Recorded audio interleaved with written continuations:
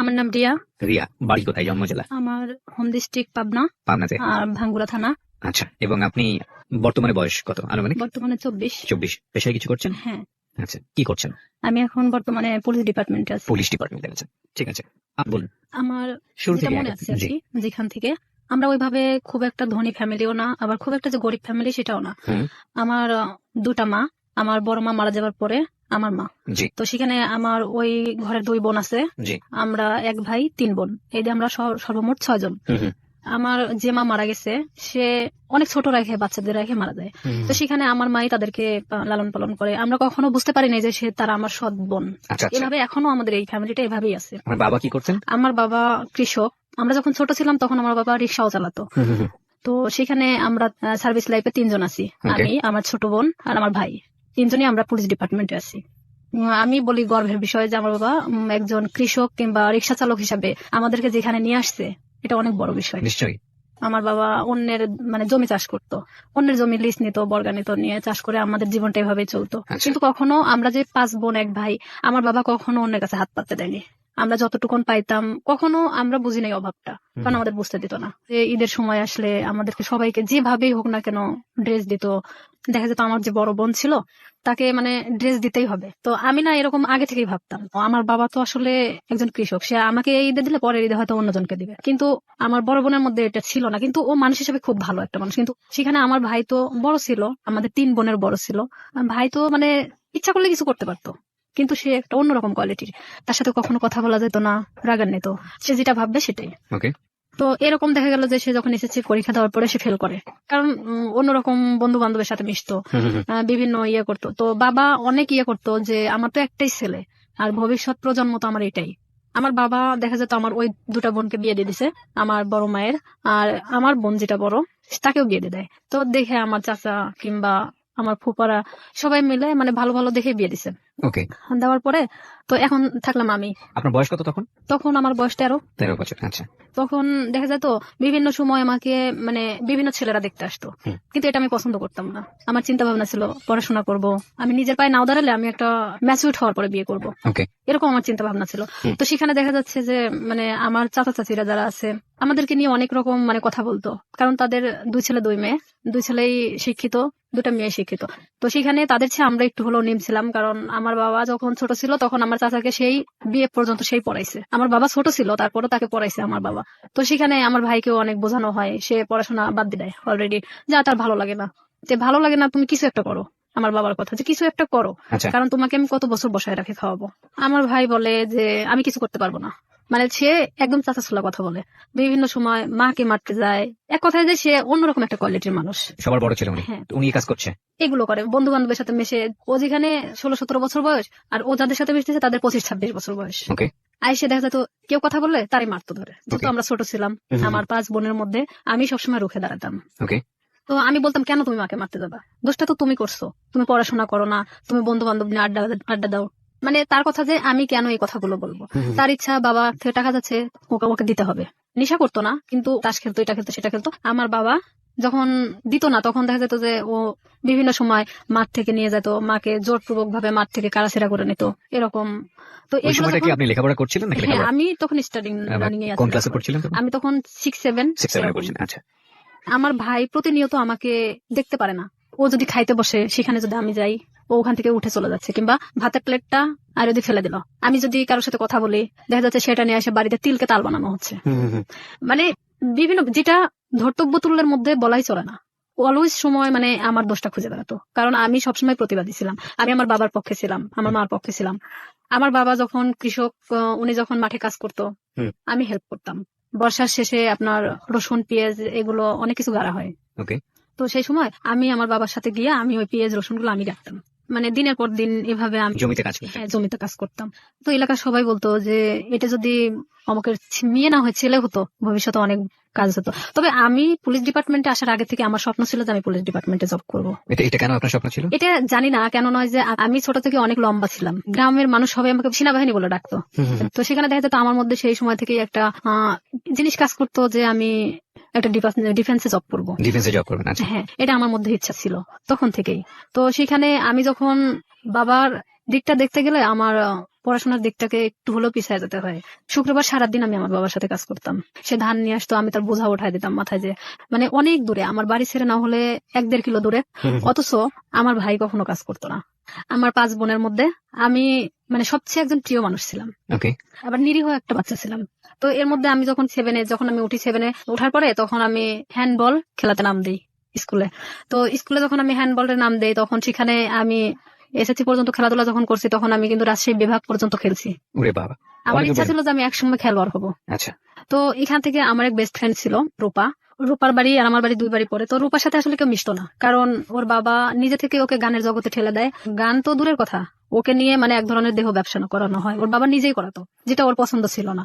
ও আমার সাথে ডিসকাস করতো। এই জিনিসটা আমার ভাই আরো মানে নিতে পারে না, যে কেন আমি রূপার সঙ্গে মিশি। কিন্তু রূপা আমি একই ক্লাসে একই সাথে পড়াশোনা করতাম। বিভিন্ন সময় আমার কাছে আসতো, মানে বইয়ের জন্য কিংবা কোনো কিছুর জন্য। আর এটা নিয়ে আমার সাথে অনেক সিনটেট করতো, আমার মারতো ধরে। একদিন আমার বইগুলোই পুরাই দিছে, যে তোর বই পুরাই দিলে তাহলে তোর কাছে আসবে না সে। আমি অনেক কান্নাকাটি করি, পরে আমার বাবা আবার বই কিনা দেয়। রূপার সাথে আমি তখন গভীরভাবে মিশে যাই, যে কেন তার সাথে আমাকে মিশতে দিচ্ছে না। আমি তার সাথে মিশতে থাকি। আমি যখন 8-এ উঠবো সেই সময় রূপা হঠাৎ করে একদিন মানে ঘুমের ট্যাবলেট খায়। মানে আপনি জানতেন না ওর ঘুমের ওষুধ খাওয়ার কারণ নাকি? ওর ঘুমের ওষুধ খাওয়ার কারণটা আমি জানতাম, আগে থেকে জানতেন? কিন্তু ও যে সেদিন খাবে এটা আমি জানতাম না। কারণ ওর বাবা নিজে থেকে দেখা যেত এমন এমন মানুষকে টাকা নিয়ে তার সাথে থাকতে বাধ্য করতেছে, যেটা হয়তো একটা মেয়ের পক্ষে সম্ভব না। যে রূপা এই জিনিসটা পছন্দ করতো না, আর তারপর ওর বাবা এটাকে বাধ্য করতো, ওর পুরো ফ্যামিলি ওকে বাধ্য করতো। তো সেখানে ও অনেক কান্নাকাটি করতো আমার কাছে আসে। তো এর মধ্যে ও একজনকে পছন্দ করতো, নাম হলো আনন্দ। উনি ছিল হিন্দু, রূপা মুসলমান। ও একজন বিবাহিত ছেলে ছিল, ভালোবাসার প্রলোভন দেখে অনেকদিন ওকে ইউজ করছে। আনন্দ ওকে মানে ফুললি না করে দেয়, তখনও এই কাজটা করছে। তো ও যখন এই কাজটা করবে তার কিছু সময় আগেও আমার কাছ থেকে ঘুরে গেছে। ও যে 2 দিন খাইছিল না এটাও আমি জানতাম না। তো এর মধ্যে গিয়ে ও অত ঘুমের ট্যাবলেট খেয়ে নিছে। নেওয়ার পর পরের দিন সকালবেলা রূপার মা আমাদের বাড়িতে আসছে। আমার মেয়ের কি হয়েছে, আমার ভাই ওখানে বসে, তো বলতেছে ও ঘুম থেকে উঠতেছে না, ওর মুখ দিয়ে টিয়া বের হচ্ছে। আমি কিছুই জানতাম না তখন পর্যন্ত, বিষ খাইছে না ঘুমের ওষুধ খাইছে না কি খাইছে। তখন আমি চলে গেলাম ওদের বাড়িতে। যাওয়ার পরে দেখি যে হ্যাঁ, ওর মুখ দিয়ে অনেক গুলটানি বেরোচ্ছে। তখন আমি ওকে অনেক জাগানোর চেষ্টা করি, তো জাগে না। পরে আমি জানতাম না যে ও কি খাইছে, তখন ভাবতেছি যে একে আসলে হসপিটালে নিয়ে যাওয়া উচিত। ওর মা ওর বাবা কি করলো, ওকে উঠায় রাস্তায় ফেলে দিয়ে গেল, যে তোর বেস্ট ফ্রেন্ড মারা গেলে তুই দায়ী। তখন আমার ভাই তো আমার ওখানে খুব মারলো। আমার বাবা আমাকে কখনো গায়ে হাত তোলেনি, আমার বাবা অনেক বকাঝকা দিল, গাল দিল, যে কেন অনেকবার নিষেধ করা হয়েছে ওর সাথে মিশতে, কেন মিশলা। তখন আমি এটাও ভাবতেছিলাম যে আসলে আমার ভুল ছিল, কারণ সে কখন কি করে বসবে, তার লাইফে তো এতটা ভালো মুহূর্ত নাই। তো ওই মুহূর্তের জন্য ভাবতেছিলাম। তো আবার এটাও ভাবতেছিলাম কোনো মানুষের তো জীবনের কারোর সাথে ডিসকাস করা দরকার, সে নাই আমাকেই বেছে নিয়েছিল। এখন আমি অনেক কান্নাকাটি আমি নিজে থেকেও করলাম, যেহেতু আমার ভাই আমাকে মারছে। কোন ক্লাসে তখন আপনি? আমি ক্লাস তখন 8-এ। ক্লাস 8। ওকে। তখন আমি অনেক কান্নাকাটি করার পরে তখন তারপরেও আমি ওকে ছাড়তেছি না, যে ও যদি মারা যায় তাহলে তো এটা তো আমার প্রবলেম হয়ে যাবে। তো আমি আমার বাবাকে অনেক রিকোয়েস্ট করলাম, চলো আমাদের বাড়িতে নিয়ে যাই। এলাকার কিছু মানে ডাক্তার আছে, যে ওই যে সাইকেলে করে মানে ডাক্তারি করে বেড়ায়, তো ওনাকে নিয়ে আসা হলো। তখন উনি বলতেছে যে আসলে ওকে হসপিটালে ভর্তি করা উচিত, ওকে এখানে রাখলে মারা যেতে পারে। তখন আমরা নিজে থেকে তাকে হসপিটালে ভর্তি করি। তার 3 দিন পরে সে একটু স্বাভাবিক হয়। তখন আমি ওকে ওখানে জিজ্ঞেস করি, রূপা কেন তুমি এটা করছো, আর তোমার জন্য তোমার ফ্যামিলি আমাকে হ্যারেস করতেছে। রূপা ও তো তখন খুব একটা ভালো কথা বলতে পারতো না। রূপা বলতেছে যে কেন আমাকে এই ধরনের কাজ করতে বাধ্য করা হয়। তো এখানে এলাকার লোকজনও ওনাদেরকে মানে এক ঘরে করে রাখছিল। যে লোকটার সাথে এটা করা হয়েছিল সে লোকটা এসে ওর বাবা চাপ দিছিল টাকার জন্য, যে যেহেতু তার মেয়ে এটা করবে না, তাহলে তো 10,000 টাকা নিছে, টাকাটা তো ফেরত দিতে হবে। ও যখন ঘুমের ট্যাবলেটটা খাইছে, খাওয়ার আগে অনেক মারা হয়েছিল, পুরো শরীরটা ফাটানো ছিল। পরে ও আমাকে বললো যে দেখ আমাকে এভাবে মারছে, আমি কেন বাইসে থাকবো। আর তা আমি ওকে ডিরেক্টলি এভাবে বললাম যে তুই ঘুমের ট্যাবলেট কেন খালি, তুই তো বাইসে আছিস, পারলে মারা যাতিস, যেভাবে বেঁচে থাকার সে মারা যাওয়াটা অনেক ভালো না। তো ওরা হলো 2 বোন, সেখানে আমার বাবা যদি 5টা মেয়েকে পালতে পারে, সে কেন 2টা মেয়েকে পালতে পারবে না। তার বাবার জমি আছে, কিন্তু আমার বাবার তো কোনো জমি নাই। তাকে আমি এই কথাগুলো বোঝাতে থাকি যে রূপা দেখো, তুমি নিজে থেকে এখন নিজেকে দাঁড়ানো শেখো। তো সেখানে রূপা বাড়িতে আসে, মানে ও ওখান থেকে চলে যাওয়ার সিদ্ধান্ত নেয়, যেখানে ইচ্ছা চলে যাবে। তখন আমি বলি না, এটা অসম্ভব। আমার মাও বলে যে আমার মেয়েকে যেখানে জড়ানো হয়েছে সেখানে তো তুমি এখান থেকে চলে গেলে তখন তারা আরো পেয়ে বসবে। তুমি তোমার বাড়িতে যাও, বাড়িতে যাওয়ার পরে সবার সামনে বলো যে আমি এই ফ্যামিলিতে থাকতে চাই না, তারপরে তুমি যেখানে ইচ্ছা চলে যাও। পরে তাকে আমরা বাড়িতে নিয়ে আসি। নিয়ে আসার পরে আমার বড় চাচা, তারপরে এলাকার কিছু লোকজন, চেয়ারম্যান নিয়ে তার বাড়িতে যাওয়া হয়। যাওয়ার পরে মানে রূপা এক কথায় বলে যে আমি এগুলো করতে পারবো না, যার কারণে আমি সুসাইড করতে চাইছি। তো এখানে তো আসলে রিয়ার সাথে কোনো ইয়ে ছিল না, ও আমার সম্পর্কে জানতো এটাই। তখন ওর ফ্যামিলির সামনে, সবার সামনে যখন এই কথাটা বললার পরে তখন ওর ফ্যামিলি বলতেছে যে না, ওকে ফুসলাইছে ও, ঠিক আছে, আমাকে দোষ দিচ্ছে। হুম হুম। ও সবার সামনে বললো না ওর কোনো দোষ নাই, আমি আজকে থেকে এখান থেকে চলে যাবো, আমার যেখানে ইচ্ছা চলে যাবো, আমি এই ফ্যামিলিতে থাকতে চাই না। তখন ও নিজের ইচ্ছায় ওর বাসা থেকে ওর কাপড় চোপড় যা ছিল নিয়ে বের হয়ে চলে যায়। তো সেখান থেকে আমি এক কথায় যে নিঃসঙ্গ হয়ে পড়ি, একা। তখন দেখা যাচ্ছে যে আমার ভাইয়ের সাথে একটা ছেলে পড়তো, ছেলেটার নাম হলো শামীম। ওকে তো এই শামীম, আমি তাকে তখন ভাই বলে ডাকতাম যেহেতু আমার ভাইয়ের ফ্রেন্ড। ওকে। তো আমাদের বাড়িতে অনেক আগে থেকে ওঠা বসা, সেটা আমি বলতে পারবো না যে কবে থেকে, আমি আমার মনে হয় যে জ্ঞান হওয়ার পর থেকে তাকে দেখতেছি। হুম হুম। সে আমাদের বাড়িতে উঠা বসা করতো, আমি ওইভাবে কখনো তাকে দেখি নাই। আমি আবার কিছু জিনিস নিয়ে ভাবতাম যে আসলে আমার কিছু করা দরকার, পড়াশোনার খরচটাও বেড়ে যাচ্ছে, আর এখানে দেখা যাচ্ছে যে আমি নিজের পায়ে এখন থেকেই দাঁড়াতে চাই। আচ্ছা। তো সেখানে আমার বাসাটা আসলে প্রপার থেকে 1 কিলো ভিতরে, মানে Okay. খুব একটা দূরে না। ওকে। মাঝখানে একটা অফিস আছে, ডিশ লাইন অফিস। তো সেই ডিশ লাইন অফিসে মেয়েদেরকে নিয়োগ দেওয়া হচ্ছিল যে তারা বিল কালেক্ট করবে। তো 4,500 থেকে 5,000 টাকা বেতন হবে। আমি যদি এই কাজটা করি তাহলে দেখা যাচ্ছে যে অন্তত আমি আমার নিজেকে নিজে চালাতে পারবো, এমনকি আমি একটু হলো নিজের লাইফটাকে বুঝতে শিখবো। জি। তো ওনারা বলতেছে যে তুমি, মানে আমাদের ফিক্সড বেতন হলো 4,500 টাকা, হুম হুম। আমরা তোমাকে কিছু এলাকা দেবো। সেই এলাকাটা নেওয়ার পরে তুমি যদি চাও যে হ্যাঁ আমি তার চেয়ে বেশি নিতে পারবো, তাহলে তোমার বেতনটা বাড়বে। আর যদি তুমি সেই এলাকার মধ্যেই থাকো যে এসে আমি বেশি পারবো না, তাহলে তোমার 4,500 টাকার বেশি হবে না। আমাকে সব কথা খুলে বলা হয়। প্রথম মাসটা আমি 350 কার্ড নেওয়া হয়, 4টা এলাকায় 350 কার্ড ছিল, মানে 350 ডিশ লাইন ছিল। হুম হুম। তখন আমার তো নিজের এলাকা, প্রপার থেকে আমার বাড়ি যতটুকুন দূরে এতটুকুনের মধ্যে সবকিছু। হুম হুম হুম। তো এক একটা বাড়িতে দেখা যাচ্ছে 2টা 3টা করেও ডিসলাইন থাকে। তো 350 কাঠ খুব একটা বেশি জায়গা না। আমার ভাই এটা পছন্দ করতো না, কিন্তু আমার বাবা পছন্দ করতো। তো সেখানে আমি যখন এই কার্ড নিয়ে প্রথম বাড়ি বাড়ি যাই, তাদেরকে আমি বলে আসি যে দেখেন আমি তো প্রত্যেকদিন আসতে পারবো না, হয়তো একটা এলাকায় আমি একদিন করে ঢুকবো, আপনারা একটু টাকাটা রাইখে দিয়েন, বেশি তো না, 100 টাকা করে রাইখে দিয়েন, আমি আসে নিয়ে যাবো। তো আমি এভাবেই যখন বিল কালেক্ট করতে থাকি, আমার দেখা যেত যে মাসে 2-3 দিন বের হলেই হয়ে যেত। আমি ইচ্ছা করলে আরো মানে জায়গা নিতে পারি। ডিশ লাইনে আপনি মেয়ে হয়ে এভাবে বিল কালেক্ট করতে কোনো হ্যাঁ, সমস্যা নেই? আমাদের ওখানে সবাই মানে সব মেয়েরা করে মেয়েরা এসব কাজ? করে। আচ্ছা আচ্ছা, ওকে, খুব ভালো তো। হ্যাঁ। তো আমি আমার স্কুল শেষ করে আমি যখন হাঁটে আসতাম ওই এলাকা দিয়ে, তখন আমি ওই বিল কালেক্ট করতে করতে চলে আসতাম। এটা শামীমের বাড়ির মধ্যেও পড়ছে আমার এলাকাটা। জি। তখন শামীমের বাসা তো ওই ডিশ লাইনের অফিস থেকে 200-300 গজ দূরে হবে। একদিন হঠাৎ করে শামীম আমাদের বাড়িতে আসে। উনি আমার কি মানে সম্পর্কে কি হতো আপনাদের? আপনার সম্পর্কে আমার ভাইয়ের বন্ধু। আপনার ভাইয়ের বন্ধু? হ্যাঁ, ওইভাবে চিনা, কিন্তু আমি কখনো কথা বলতাম না। হঠাৎ যদি কথা বলতাম মানে ভাইয়া হিসাবে কথা বলতাম। সে আমার 10 বছরের সিনিয়র ছিল। উনি আমাকে একদিন এসে খোঁজ করে আমার মার কাছে। মাকে এসে বলতেছে যে রিয়া কোথায়? তো আমার মা বলতেছে ভিতরে আছে। এখন আমাকে ডাক দিল, আমি আসলাম। তো বলতেছে যে তোমার নাম্বারটা দেওয়া যাবে? তো বললাম কেন? আমার মার সামনে বলতেছে। তো বললাম কেন? তো বলতেছে যে আসলে আমার তো 2 মাসের বিল দেওয়া হয় নাই, তো আমি তো এই মাসেও দিতে পারবো না। তো যখন দিব তখন তোমাকে আমি ফোন দেবো। তো বললাম ঠিক আছে। যেহেতু ভাইয়ের বন্ধু, সেখানে তো আমি কখনো এ ধরনের কোনো কিছুই ভাবি নাই তাকে নিয়ে। আমাকে যেদিন নাম্বারটা নিয়ে গেছে তার পরের দিন রাত্রে ফোন দেয়। এটা হলো 2007 সালের ঘটনা। আমি তখন ক্লাস 8 এর শেষের দিকে। আমি ফোনটা রিসিভ করলাম, রিসিভ করার পরে সে কথা বললো না। আর আমি ওনার নাম্বারটা চিনতাম না, হুম হুম। কথা বলে না। তো 2-3 বার আমি ফোনটা রিসিভ করলাম, রিসিভ করার পর তখন রাত 12টা বাজে। আর 2007 সালের ওদিকে 12টার পরে যে 25 পয়সা মিনিট ছিল, হুম হুম। তো সেই সময় ও আমারে ফোন দিত। তো ফোন দিত, আমি কথা বলি যে কে কে এরকম বলতাম। আর তখন ওইভাবে আসলে ব্ল্যাক লিস্ট এটা সেটা বুঝতামও না। জি। তো ওইভাবে তো ফোনটা ব্ল্যাক লিস্টও করতে পারতেছি না। এখন আমি তো বারবার বলতেছি কে আপনি, কথা বলেন না কেন? তো হঠাৎ করে অন্য একটা নাম্বার থেকে ফোন দিছে। তো এখন বলতেছে রিয়া আমি শামীম। আমি বলতেছি কোন শামীম? তো বলতেছে যে তুমি আমাকে চেনো না? আমি বললাম না। তো আমি তখন বুঝতে পারছি যে শামীম বলতে তো উনি হবে। হুম। তো আমি বলতেছি না আমি তো ঠিক চিনলাম না, আপনি কে? তো বলতেছে যে আমি তোমার ভাইয়ের বন্ধু। তো আমি বললাম, হ্যাঁ বলেন, তো এত রাত্রে ফোন দিছেন কেন? তো বলতেছে যে তোমার সাথে আমার কিছু কথা ছিল। তো আমি বললাম ঠিক আছে বলেন, সমস্যা নেই। তো বলতেছে যে তোমারে কেউ একজন পছন্দ করে। তো আমি জানতাম, আমার এক ক্লাসমেট ছিল, ওর নাম ছিল হামিদুল। তো ও আমাকে এর আগে ঠিক 4-5 দিন আগে আমাকে মানে প্রপোজ করে, যেটা আমি অ্যাকসেপ্ট করি না। না করাতে তো আমি ভাবলাম যে ওরই বাড়ির পাশে। আবার ভাবলাম যে হয়তো ওকে ওই কথাটা বলছে, যার কারণে আবার আমাকে এটা জানাচ্ছে। তো আমি বলতেছি আমি জানি যে কে। তো বলছে কে? তো বললাম হামিদুল। আমি ওকে পছন্দ করি না, ওকে নিষেধ করে দিন, ও যেন আমাকে এই ধরনের মানে প্রস্তাবনা না দেয়। তখন বলতেছে আমি তো এটা জানতাম না যে হামিদুল তোমাকে পছন্দ করে। তা আমি বলতেছি তাহলে আপনি কার কথা বলতেছেন? তো বলতেছে যে আমি আমার নিজের কথাই বলছি। সে ডিরেক্টলি এভাবে বলতেছে যে আমি আমার নিজের কথাই বলতেছি।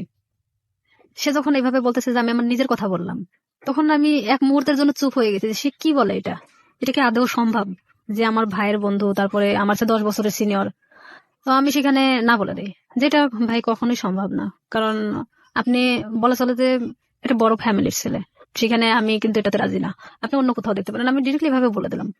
কারণ তখন পর্যন্ত আমার মধ্যে ইচ্ছা ছিল যে আমি শুধুমাত্র বড়ই হব, নিজের লাইফে এমন কিছু করব যেটা হয়তো সবার কাছে আমি উঁচু গলায় বলতে পারবো যে আমি লাইফে এত কষ্টের পরেও এখানে এসে দাঁড়াইছি। তো সেখানে ওর সাথে আমি ওখানেই শেষ করে দেই কথা। শেষ করে দেওয়ার পর আমি ওকে বলি যে আপনি আমাকে কখনো ফোন দিবেন না, আর যদি ফোন দেন তাহলে কিন্তু আমার ভাইকে বলে দেবো। তখনও বলে যে না, বলার দরকার নেই, আমি কখনো ফোন দিব না।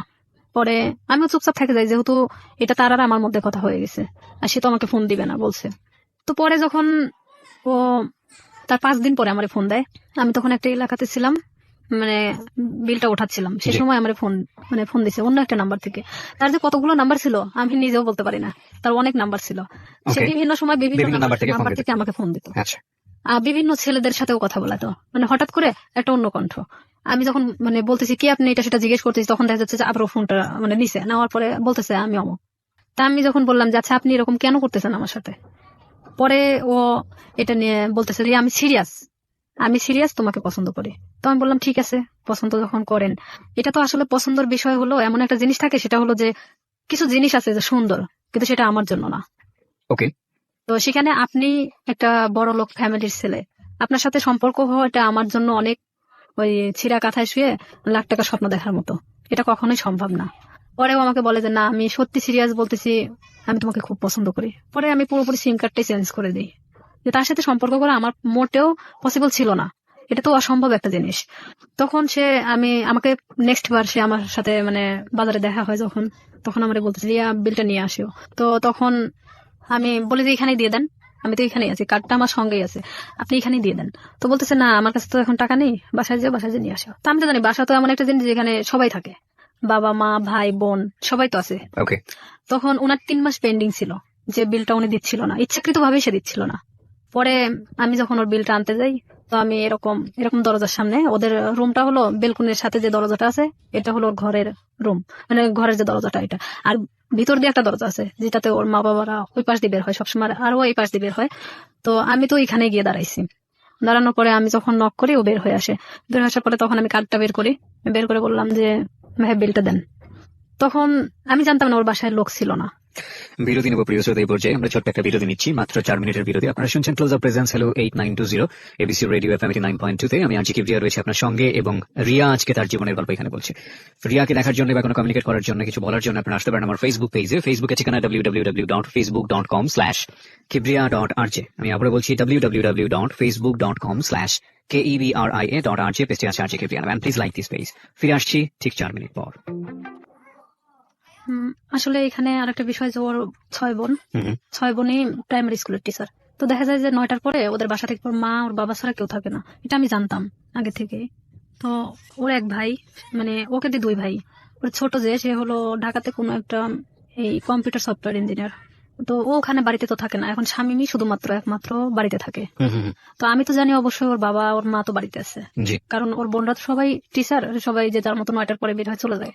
তো এখানে আমি তো গেছি তখন 11:30 বাজে, সেদিন আমি স্কুলে যাইনি, না যাওয়া তো ওখানে গেছি। ওকে। যাওয়ার পরে এখন আমি ওর যখন ঘরে নক করি, দরজায় নক করার পর ও বের হয়ে আসে, মানে দরজার ওই ভিতর পারে আর আমি বাহির পারে আচ্ছা। দাঁড়িয়ে। তো আমি কার্ডটা তো হাতে আমার আছেই বের করানো, আমি তখন কার্ডটা ওনাকে দেখে বলি যে আপনি তো 3 মাস পেন্ডিং আছে, হুম। তো আপনি বিলটা যদি দিতেন ভালো হতো, আর না হলে ডিসলাইন মানে ডিসকানেক্ট করা হবে। ওকে। তো এখন ও বলতেছে ঠিক আছে আমি টাকাটা নিয়ে আসতেছি।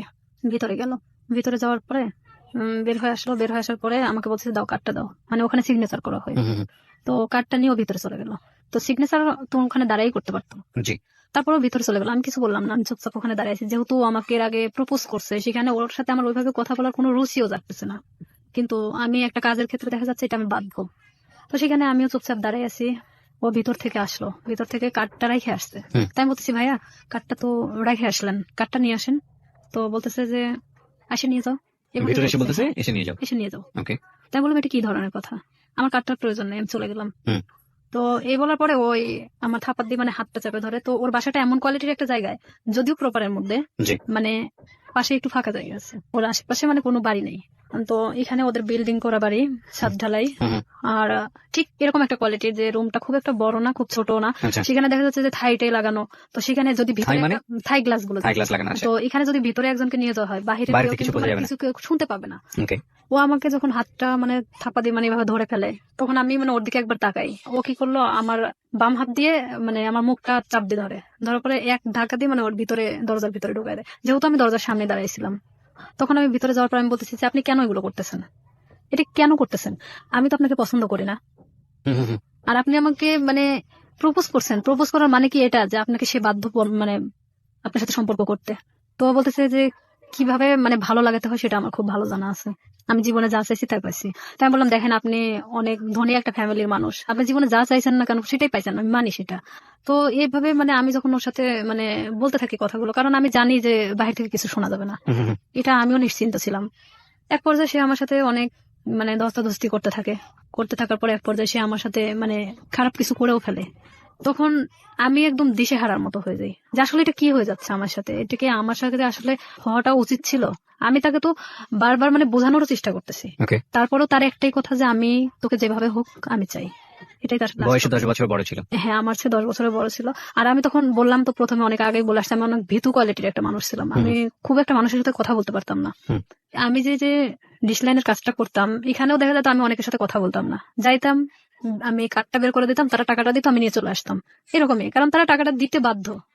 সে যখন জোরপূর্বক ভাবে আমাকে রেপ করা হয় এক কথায়, তো কমপ্লিটলি রেপ। হ্যাঁ, তো সেখানে আমি একদম দিশেহারার মতো চুপচাপ এক পর্যায়ে যে আমি নিস্তেজ, এতক্ষণ যে আমি ধস্তাধস্তিটা করতেছিলাম, তখন সেই মুহূর্তের জন্য আমি নিস্তেজ হয়ে গেছি।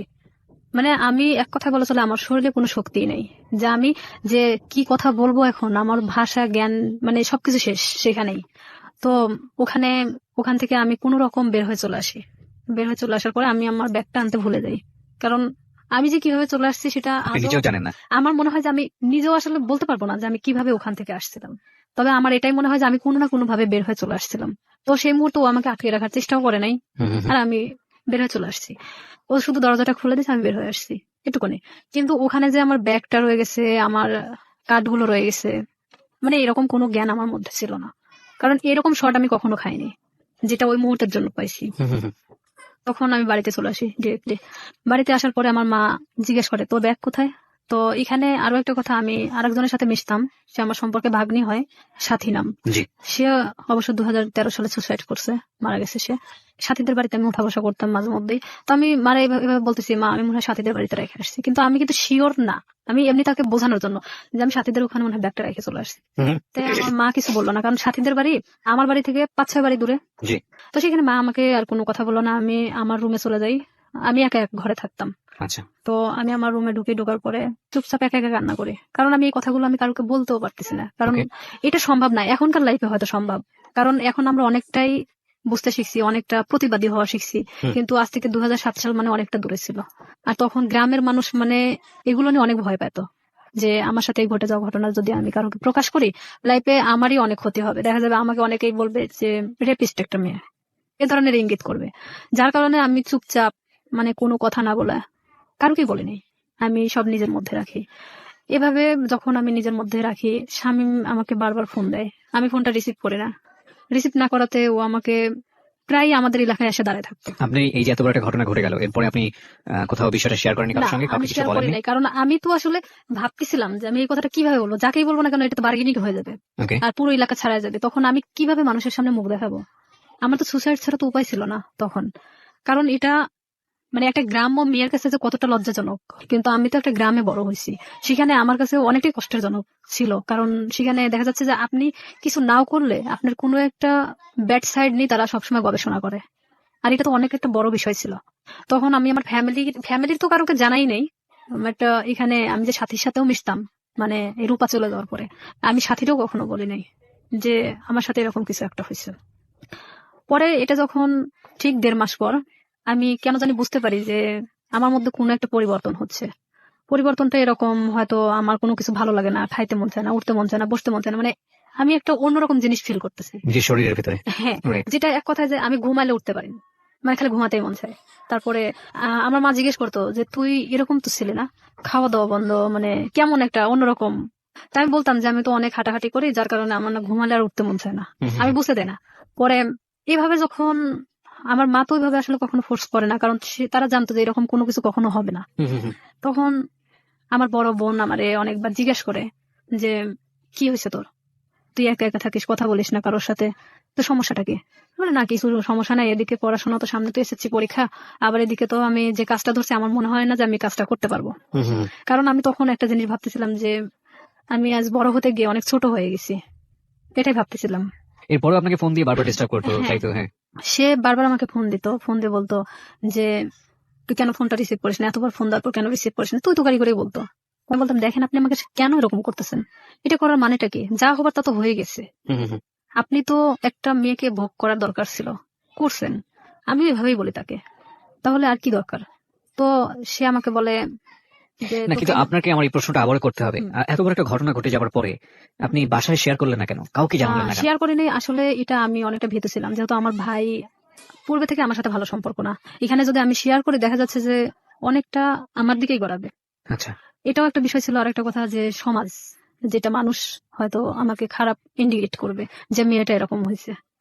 হয়তো আমার প্রফেশনাল লাইফে আমি যেটা হতে চাচ্ছি দিস ইজ 100% সেখানে true. আমি আমার লাইফ নিয়ে সবসময় বেশি ভাবতাম। আমাদের সোসাইটিটাই ফরচুনেটলি আনফরচুনেটলি এরকমই। আমরা কোনো ঘটনা ঘটে গেলে সেটা নিয়ে যতটা কেওয়াস তৈরি করি, কেউ কখনো ভেতরে যাওয়ার চেষ্টা করি না। হ্যাঁ। এবং সেটার রিফ্লেকশন ইদানিং ফেসবুকে এত বেশি দেখা যায় যে সামটাইমস উই ফিল অ্যাশেমড, লজ্জিত হই। আমাদের আসলে প্রত্যেকটা জিনিসই একটা জিনিস কি, আমরা যে কথাটা বলি, আমরা যে কাজটা করি বা যাই করি না কেন, সেটা কিন্তু শুধুমাত্র আমি না, আমার ফ্যামিলি, আমার বেড়ে ওঠা, আমার সবকিছুকে ফোকাস করে।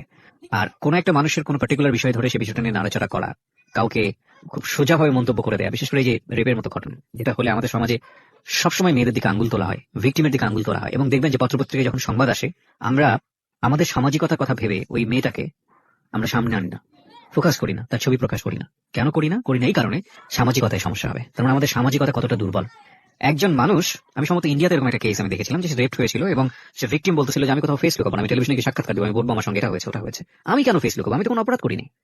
আমি বলছি না যে ইন্ডিয়ার সমাজ আমাদের চাইতে অনেক বেশি অ্যাডভান্স, বাট তার চিন্তা ভাবনাটা অনেক বেশি অ্যাডভান্স ছিল। কিন্তু বড় কথা হচ্ছে সে এতটা সাহসী পদক্ষেপ নিয়েছে, ঠিক আছে, কিন্তু এই সাহসী পদক্ষেপ কি সমাজ ভালোভাবে দেখেছে এবং দেখে না বলেই আমরা যে মেয়েটি রেপ হয় তাকে আমরা ফোকাস করি না এবং করতে পারি না। সো যেটা বলছিলেন আপনি, তারপরে যখন আপনি যে জায়গাটায় ছিলেন যে আপনি ফ্যামিলি কাউকে বিষয়টা শেয়ার হ্যাঁ, করেনি এবং আমি আপনি শরীরের মধ্যে একটা চেঞ্জ পাচ্ছিলেন, ঘুমাচ্ছেন তো চেঞ্জ ঘুমাচ্ছেন। পাচ্ছিলাম। হ্যাঁ। আবার আরেকটা কথা যে আমি আমার প্রফেশনাল লাইফটাকে নিয়ে বেশি ভাবতেছিলাম। এটা আমার ছোট থেকে স্বপ্ন ছিল পুলিশ হওয়ার। আর আমি এটা জানতাম যে কোনো মেয়ে যদি বিবাহিত কিংবা এরকম কোনো তার ঘটনা থেকে থাকে তাহলে সে কখনো পুলিশ ডিপার্টমেন্টে ঢুকতে পারবে না। হুম। বিশেষ করে আমি তো কখনো আসলে শামীমকে পছন্দ করতাম না, সে আমার সাথে যেটাই করুক না কেন আমি ভাবছিলাম যে সাবজেক্টটা ওখানেই ক্লোজ। হুম। আমি নিজে থেকে ওখানে শেষ করে দিছি, কারণ আমার সুসাইড করার কোনো ইচ্ছা ছিল না। আমি কারোর কাছে রেপ হয়েছি তার মানে এই নয় যে আমি হারে গেছি, এটা আমার মধ্যে ছিল না যে আমি সুসাইড করব। আমি কখনো হারতে শিখি নাই। যেখানে গেছি না কেন আমি যদি কষ্ট করে হলো সেটাকে আমি অর্জন করছি। তো সেখানে দেখা যাচ্ছে আমি আমার চেঞ্জের বিষয়টা, যে আমি নিজের মধ্যে মানে কোনো কিছু ফিল করতেছি যে আমি খাওয়া দাওয়া এটা সেটা আমার খুব প্রবলেম হচ্ছে, তখন আমি নিজে নিজেই মানে এটা নিয়ে ভাবতে থাকি। তখন কেন জানি মনে হয় যে আচ্ছা শামীম তোমার সাথে এটা করছে, আর আমি আসলে প্রেগনেন্ট বিষয়টা বুঝতাম না তখনো যে কিভাবে এটা মানে প্রেগনেন্ট হয়। জি। তখন আমি আমার পাশের বাড়ির এক ভাবিরে জিজ্ঞেস করি, আচ্ছা মানে কথায় কথায় তার সাথে আমি অনেক ফ্রি ছিলাম, জিজ্ঞেস করি যে ভাবি আমি তো অনেক কিছুতেই আসলে জানার চেষ্টা করি, তো আসলে একটা মেয়ে প্রেগনেন্ট হয় কিভাবে। তো বলতেছে বিয়ে কর তারপর বুঝবি। আমাদের সে হাসতে হাসতে এই কথা বললো। তো বললাম যে আপনি তো ভাবি, তো আপনি না বললে আমরা শিখবো কোত্থেকে। আমি আবার তাকে হাসতে হাসতে এই কথাটা বলি। তো বলতেছে যে এরকম মানে মেয়েদের তো প্রত্যেক মাসে যে ইয়াটা হয়, এটা যদি দেখা যাচ্ছে যে কারোর সাথে মানে তার হাজবেন্ডের সাথে মেলামেশা করার পরে যদি না হয় তাহলে সে প্রেগনেন্ট। তখন আমি যখন ওখান থেকে এই কথাটা শুনছি, আপনি বিশ্বাস করবেন না, আমি মনে হয় এক মুহূর্তের জন্য এই পৃথিবী ছেড়ে চলে গেছি। যে আমিও তো ঠিক 1.5 মাস হলো এরকম অবস্থাতে আসছি, আমারও তো এটা হয়নি, তার মানে কি আমি প্রেগনেন্ট। এটা আমি এখন কিভাবে এটাকে লুকাবো, কারণ এতক্ষণ পর্যন্ত যা ঘটে গেছিল সেটা লুকানো সম্ভব ছিল, বাট এটা এখন আমি কিভাবে লুকাবো, এটা কি আদৌ সম্ভব? আর তখন এক মুহূর্তের জন্য মনে হচ্ছিল যে আমার চেহারার মধ্যে একটা অন্যরকম ছাপ নামে আসে। তখন আমার ওই ভাবি বলতেছে তোর কি হয়েছে। আমি বললাম না আসলে শরীরটা কয়েকদিন ধরে ভালো লাগতেছে না, অটোমেটিক কেন জানি মনে হচ্ছে প্রেশারটা নামে গেছে। তো আমি তো ওখানে বসে পড়ি, প্রায় আমি আধা ঘন্টার মতো বসে মানে নিজে নিজে ভাবতে থাকি। আর আমার শরীরটা এত ঘামতেছিল, মানে এক কথায় যে আমি মৃত মানুষের মতো বসে আছি। তো তখন ভাবি যে এটাকে আমি কিভাবে সমাধান করব, আমি কিভাবে আমার ফ্যামিলিকে বলবো এখন, যেটা 1.5 মাস আগে ঘটে যাওয়া ঘটনা। আর এর মধ্যে কন্টিনিউ ও আমার সাথে এরকম যোগাযোগ রাখার চেষ্টা করে, কিন্তু আমি রাখি না। তখন ইচ্ছাকৃত ভাবে আমি ওকে ফোন দিই ব্যাপারটা আসলে জানানোর জন্য যে এটার কি কোনো সমাধান আছে কিনা, যদি হয় নিজে থেকে সমাধান করার মতো। কারণ আমি চাই না যে আমি আমার লাইফে কখনো থেমে থাকি কারোর জন্য। তখন ওকে আমি যখন ফোন দিয়ে বলি যে শামীম আমি তো এরকম, আর এটা বিষয়টা আমি জানতামও না। তুমি তো আমার সাথে 10 বছরের সিনিয়র, হুম। তুমি যে আমার সাথে এটা করছো, যেটাই করো না কেন, তুমি আমাকে বলতে পারতা যে এরকম হওয়ার সম্ভাবনা আছে, তুমি সেটাও আমাকে বলো নাই। তো এখন বলতেছে যে এখন তুই কি করবি সেটা তুই জানিস, সেটা আমি জানি না। তখন থেকে totally or SIM card of, মানে যখন আমি ব্যাপারটা ওকে জানাই তখন থেকে ওর সিম কার্ডটা টোটালি অফ করে দেয়। আমরা মানে আরেকটা বিরতি নিচ্ছি রিয়া, তারপর সিমটা বন্ধ। হ্যাঁ, সিমটা তখন বন্ধ ছিল। আমি অনেক চেষ্টা করি, আমি সারা রাত চেষ্টা করি, কারণ সেই ছিল একমাত্র আমার লাইফের ঘটনা জানে, যেটা তার সাথে ঘটে যাওয়া।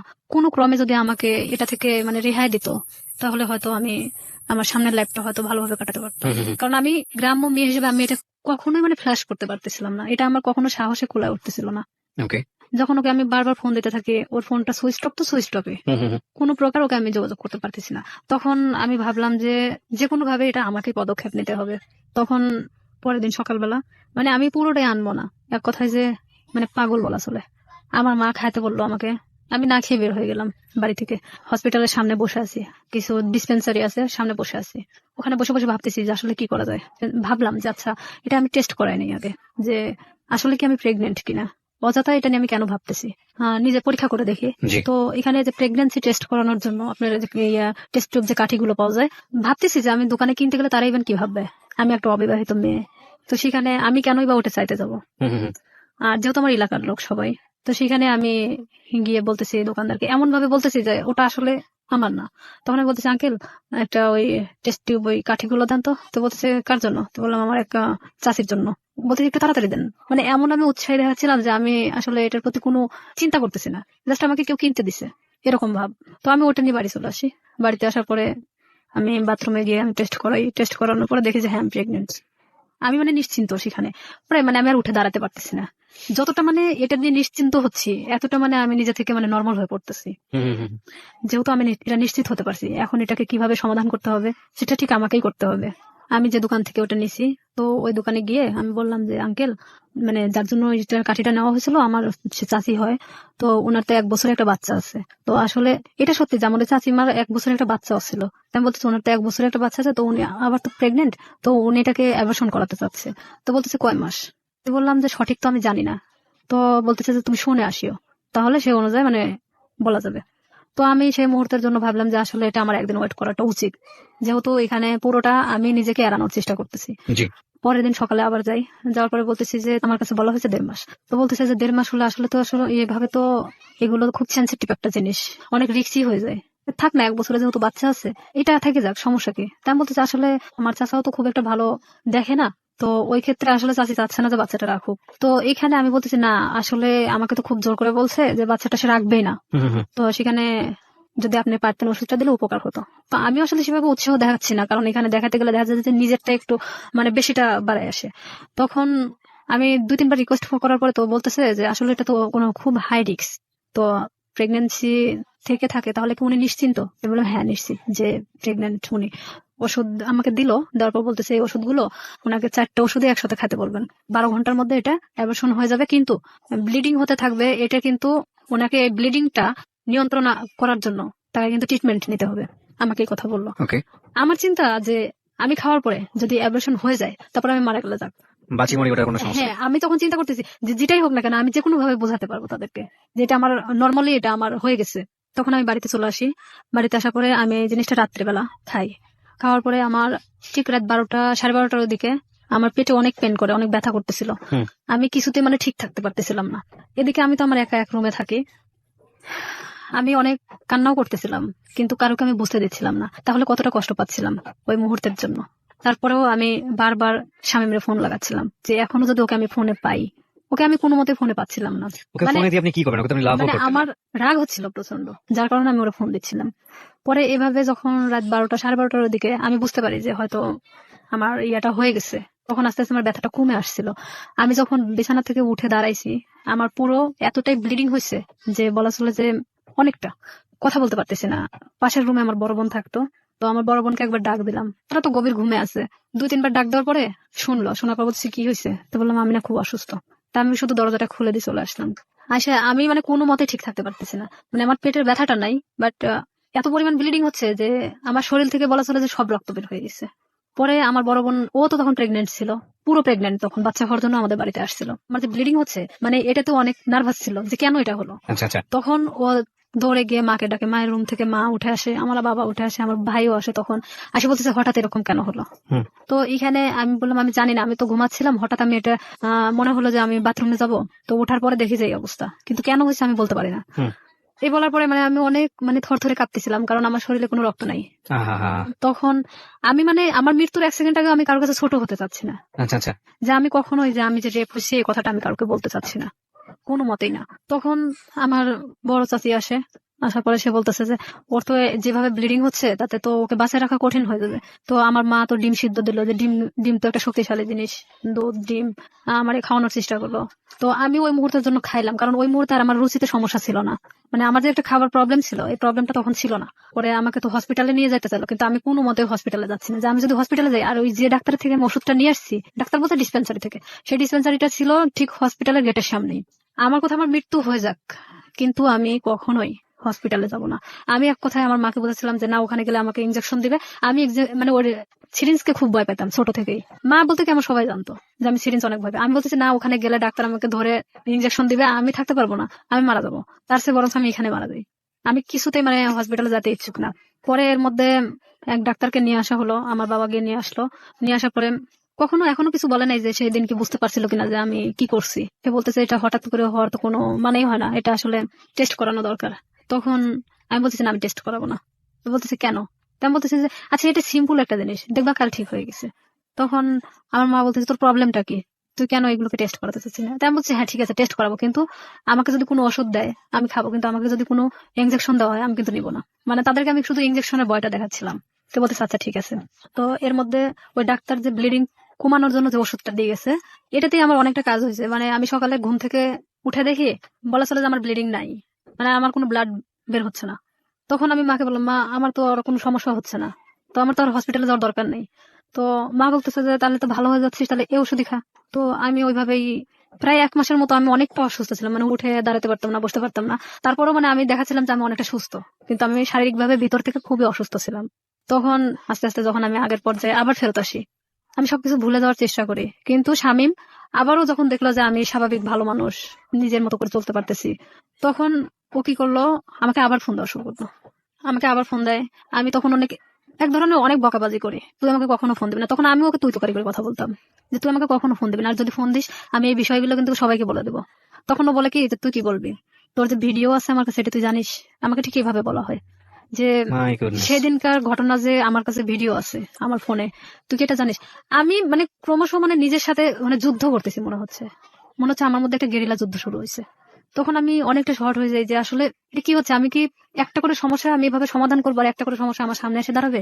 আমি ওকে বলি যে শামীম এটার বিনিময়ে তুমি কি চাও, আমাকে ভিডিওটা দিয়ে দিতে হবে। তো বলতেছে তার বিনিময়ে আমি যখন যেভাবে চাইবো তখন তোকে সেভাবে আসতে হবে। আমি বলি এটা অসম্ভব, কারণ আমি যখন অনেকটা কষ্টের মধ্যে ছিলাম, প্রেগনেন্ট ছিলাম, তখন একটা বারের জন্য আমার পাশে এসে দাঁড়াও নাই। আমি এই জিনিসটাকে কিভাবে সমাধান করছি পুরোটা আমার নিজের মতো করে। সেখানে যদি একবারের জন্য ফ্ল্যাশ হতো তখন কি হতো। আসলে এখানে মূল উদ্দেশ্য আরেকটা ছিল, যে ওকে না পছন্দ করার।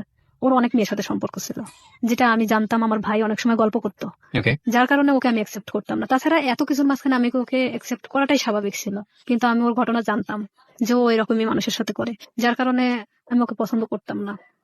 তখন ও বলে কি, তুই যদি কালকে সকালে আমার বাসায় না আসিস আমি তাহলে তো কিন্তু এই ভিডিওটা দেখবি যে কালকে বিকেলবেলা সবার হাতে চলে গেছে। আমি একবার ভাবতেছিলাম যে আমি কি আমার ফ্যামিলিকে কথাটা জানাবো, আবার এটাও ভাবতেছিলাম যে এটা কিভাবে সম্ভব আমি এই কথাগুলো তাদেরকে বলবো। আর আমার লাইফে তো আমার অনেক বড় হওয়ার দরকার, যেখানে আমি থেমে যাবো এখানেই, হয়তো আমার পড়াশোনা হবে না, হয়তো মানুষ আমাকে নিয়ে বিভিন্ন ধরনের কথা বলবে। আমি কিভাবে সম্ভব যে আমি সামনের দিকে আগাবো। তখন সবকিছু নিজেকে যেভাবেই হোক না কেন আমি বলি যে হ্যাঁ আমি তোমার কথা শুনবো, কিন্তু আমাকে ভিডিওটা দিয়ে দিতে হবে, কিন্তু কোনো কপি রাখা যাবে না। তো আমাকে বলে যে ঠিক আছে আমি দিয়ে দিব, কিন্তু কিছুদিন পর, আগে দেখি যে তোমার মতিগতিটা কি। তখন নেক্সট টাইম আমি ওর বাসাতে আরেকবার যাই।